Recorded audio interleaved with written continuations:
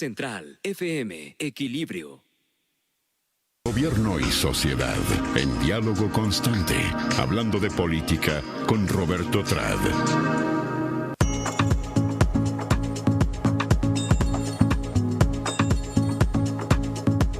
Y ya está en esta cabina del piso 40 del World Trade Center. Atrás está la Ciudad de México, una ciudad bastante gris. Creo que está haciendo frío, ¿no? En esta capital de la República Mexicana. Y ya extrañábamos los chilangos.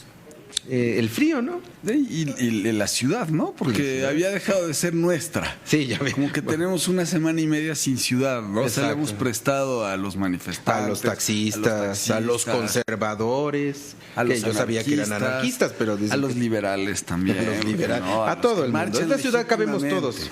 Si pudiéramos ordenar. Todos. ¿Cómo estás, Roberto? ¿Cómo amaneciste hoy? Muy bien, tú, Beto. Fíjate que amanecí libre de manifestaciones. Muy bueno. Muy contento de que los taxistas llegaron a un arreglo, finalmente. Quién sabe qué tipo de arreglo llegaron, pero porque ayer no se dijo. Liberaron la ciudad. No se dijo y no se va a decir. Así son estas cosas, ¿no, sí, Beto? Claro.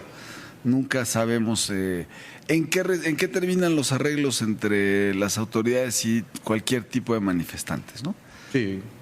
¿Tú cómo amaneciste? Yo me amanecí molesto. Fíjate que me molesta mucho que mi ciudad, en la que yo nací, haya una falta de ley.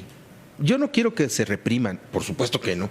¿No? Los movimientos sociales, al contrario, creo que también mi formación universitaria me da para hacer una manifestación siempre cuando veo injusticias. Pero no de la UNAM. Yo soy de la UNAM, de Ciencias Políticas y Sociales. Como el presidente. Como el presidente, solo que yo sí me titulé en el momento. ¿Cuánto tiempo? No, lo hice después de 3 años porque Pedro tuvo la culpa, me mandó a cubrir y a vivir a Chiapas.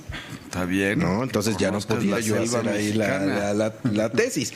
Pero inmediatamente llegué y me titulé.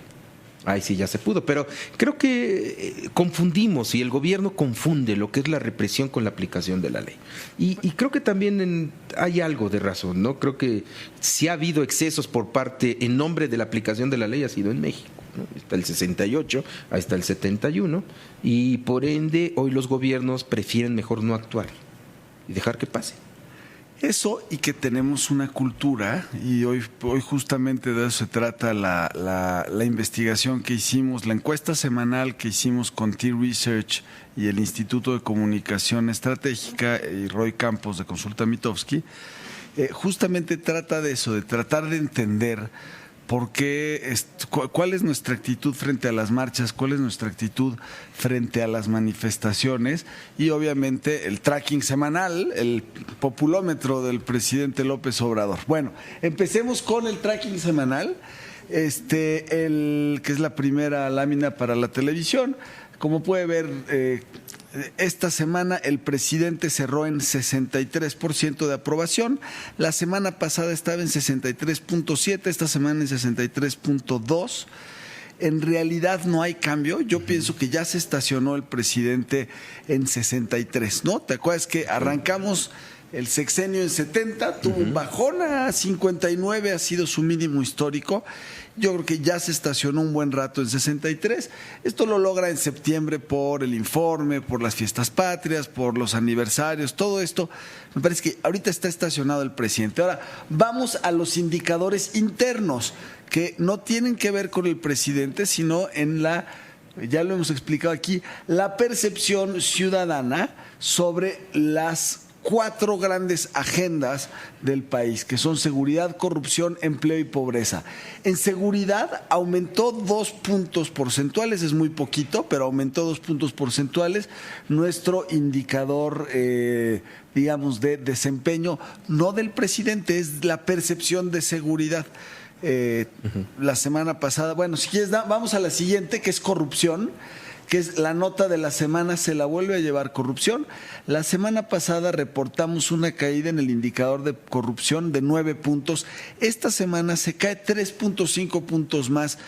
Yo creo que el tema de Bartlett le sigue pegando al presidente y también, digamos, esta es una encuesta al público en general, no tienes que estar instruido, leído para saber de qué se tratan cada cosa. Me parece que mucha de la conversación que se dio alrededor del tema de Medina Mora y de la salida, a mí me parece que mucha gente lo leyó como, sigue siendo lo mismo de antes, no sigue siendo el presidente superpoderoso. Ahora, en el balance sigue siendo buenísimo para López Obrador. Pierde 12.5 puntos en 2 semanas en el indicador de percepción de corrupción y sigue siendo su mejor indicador, está en 57.3%, solo 6 puntos abajo de su aprobación, ¿no? Aquí ya incluiste a Medina Mora. Ya, este es de la semana pasada. Esto ya trae el efecto Bartlett, digamos, y el efecto Medina Mora, que se suma al tema Bartlett, ¿no? Yo sí creo que ya hay una conversación en la calle, ya hay una conversación en las redes que cuestiona un poco al presidente y lo empieza a comparar con los viejos regímenes priistas, ¿no? Que eso iba a pasar, algún día tiene que pasar, ¿no? Aunque el desgaste. Creo que hay que hacer la diferencia. Creo que el que caiga un ministro de la Suprema Corte de Justicia, al que esté un director de la Comisión Federal de Electricidad como Manuel Bartlett, es muy diferente. Y eso es lo que hemos querido explicar un poco. El que caiga un ministro de la Suprema Corte es un puesto muy alto en el Estado mexicano, ahora, muy alto, tiene unas repercusiones. También hay una cosa que hay que decir.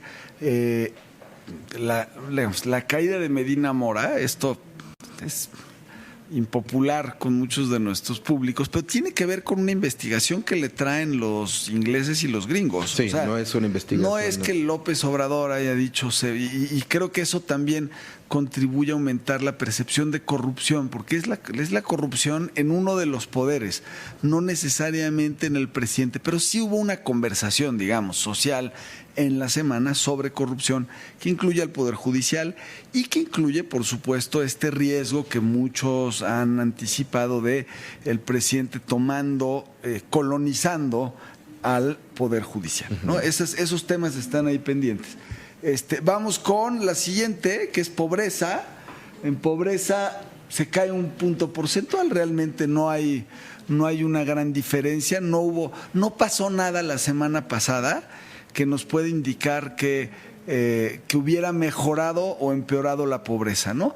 Y en empleo, el indicador, fíjate que no lo mandé graficado bien, pero en empleo el indicador tampoco se mueve, ¿no? Gana 2 puntos, tampoco se mueve, relativamente muy poco.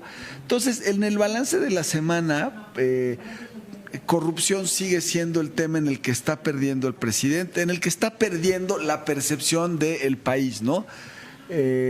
Y un poquito seguridad. Yo creo que de todo lo que analizamos la semana pasada como acontecimientos sociales, el tema de las marchas y claro que sigue la violencia en todo el país, es lo que pudo haber afectado mayoritariamente en el tema de seguridad. Y en el tema de corrupción, yo creo que el tema de Medina Mora es el que genera una percepción de mayor corrupción comparado con la semana anterior.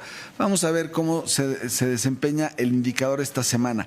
Y vámonos a lo que nos encargó Pedro. Pedro nos encargó la semana pasada que hiciéramos, que le pidamos a Roy Campos, a Carlos Pena y a la gente del Instituto de Comunicación Estratégica que analizáramos el tema de las marchas. Entonces, el domingo Roy ya publicó los resultados, son públicos, están en la página de internet y ahorita los subimos aquí a la de Central FM para que todos lo tengan, pero básicamente escogí algunas de las preguntas para el análisis nuestro, ¿no? Primero, la gente la pregunta era, ¿consideras que la marcha del 2 de octubre de este año fue más violenta o menos violenta que en años anteriores? En la Ciudad de México, 45% de la gente piensa que fue más violenta, mientras que en el resto del país solo el 36% pensó que fue más violenta. Y así vamos a ir viendo algunas preguntas y voy a ir comparando entre el dato de la Ciudad de México y el dato del resto del país, porque lo interesante de esta investigación en esta semana es cómo lo vivimos, cómo lo interpretamos de manera diferente. Quienes lo vivimos aquí en la Ciudad de México y quienes lo vivieron por los medios de comunicación, por las redes sociales, por Twitter, por Facebook, ¿no? Entonces, primero, aquí los chilangos pensamos que fue más violenta y en el interior del país no piensan que fue tan violenta como pensamos aquí los chilangos, ¿no?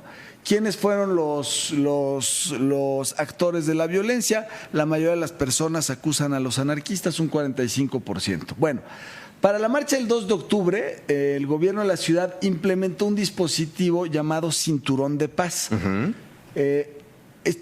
El 96% de los chilangos se enteraron del Cinturón de Paz y en el resto del país el 79% de la gente. Muy bien, sí hubo un posicionamiento, sí hubo un mensaje claro de que existía el Cinturón de Paz.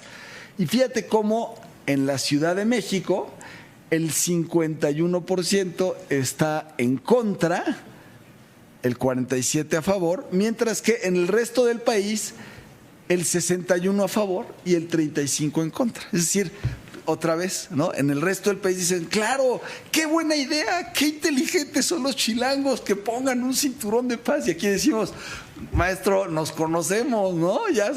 Si ya sabes que le gusta bailar, no le pongas reggaetón a la muchacha, mano. Porque sí, claro.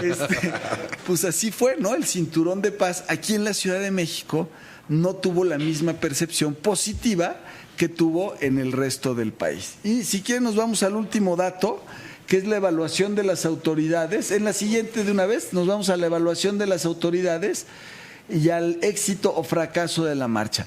La mayoría de las personas en la Ciudad de México piensan que la marcha que el cinturón de paz fue un fracaso, mientras que en el interior del país piensan que fue un éxito. Y aquí está la última lámina, donde Roy Campos pregunta si fue un buen saldo o si dejó un buen saldo o un mal saldo, y para quién dejó un buen saldo o un mal saldo.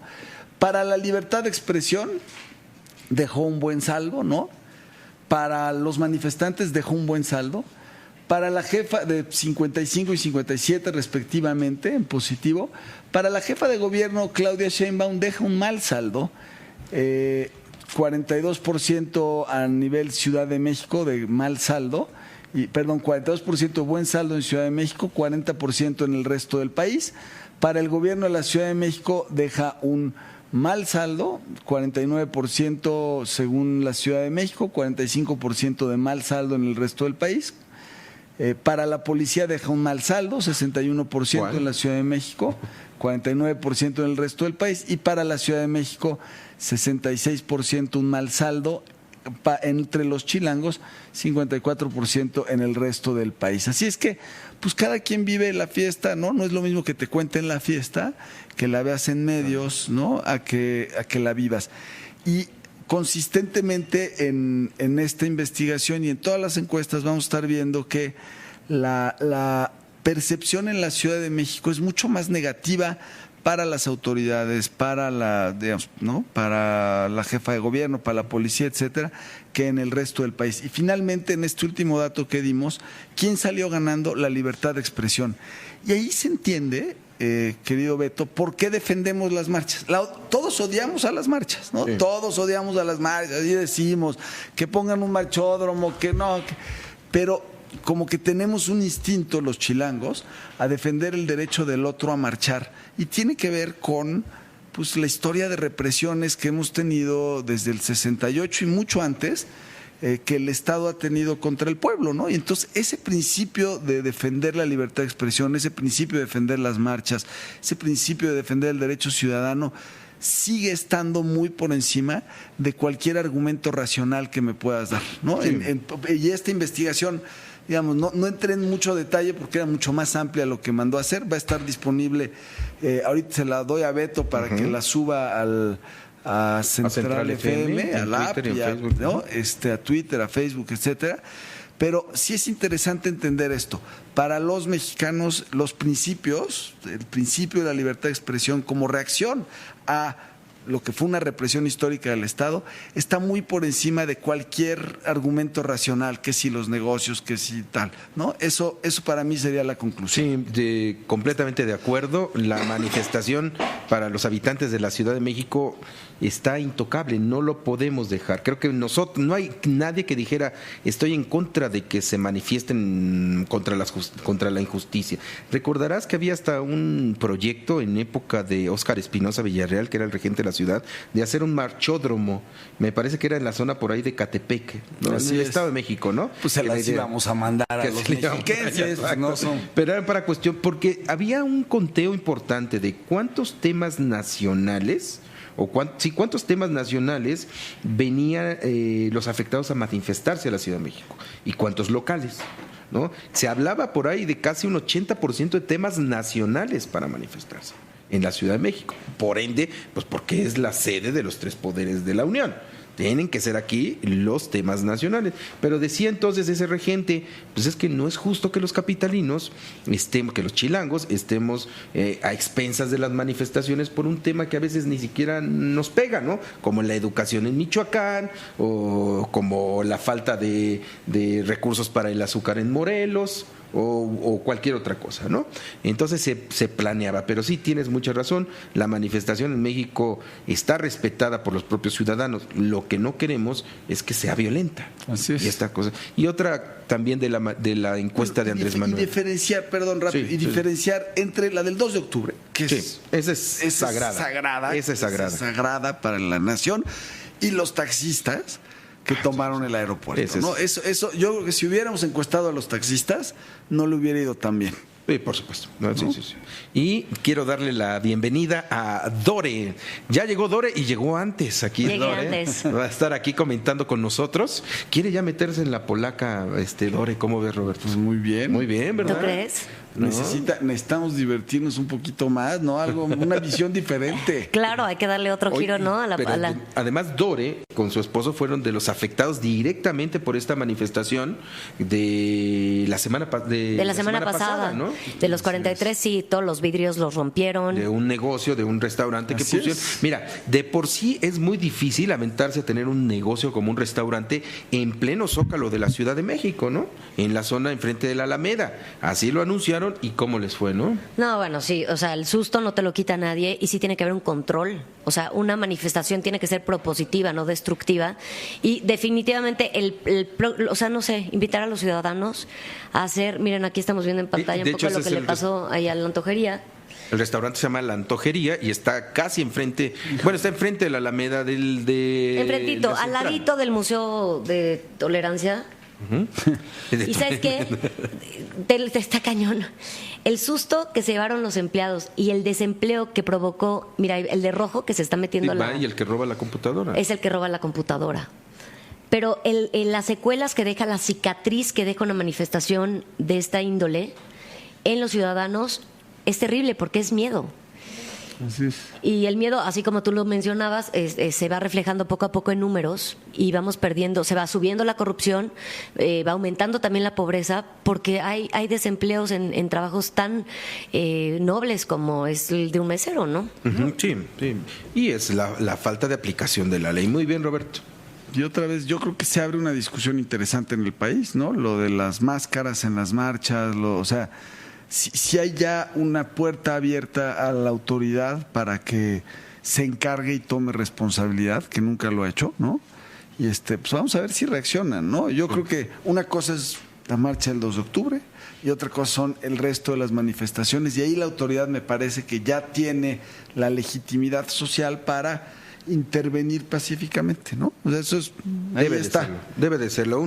Una ciudad y un país sin ley, simplemente anarquía, aunque en Palacio Nacional se quiera confundir con conservadurismo. Vamos a un corte y regresamos con una actualización de toda la información. Muchas gracias, Roberto. Gracias, buenos días, bienvenida, Dore. Gracias. Ya llegó Dore. Vamos a un corte y regresamos.